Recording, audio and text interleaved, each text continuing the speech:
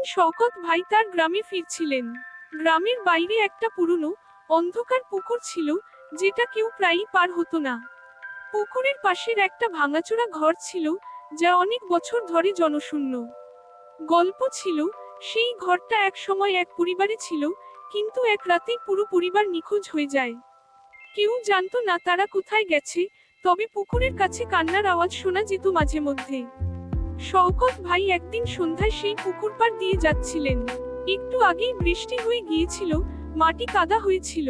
হঠাৎ তিনি দেখেন, ভাঙাচোরা ঘরের কাছ থেকে একটা মূর্তি বের হয়ে এসেছে, এবং সেটা ধীরে ধীরে তার দিকে এগিয়ে আসছে। প্রথমে তিনি ভাবলেন এটা হয়তো কোনো পাগল, কিন্তু যখন মূর্তির মুখ স্পষ্ট দেখতে পেলেন, তখন তার শরীরে কাঁটা দিয়ে উঠল। মূর্তিটা ছিল এক মহিলার, যার চোখ দুটি সম্পূর্ণ সাদা, কোনো চোখের পাতাও ছিল না। মুখে কোনো হাবভাব ছিল না, শুধু ধীরে ধীরে হাঁটছিল। শওকত ভাই ভাবলেন, যেন কোনো বিভ্রম।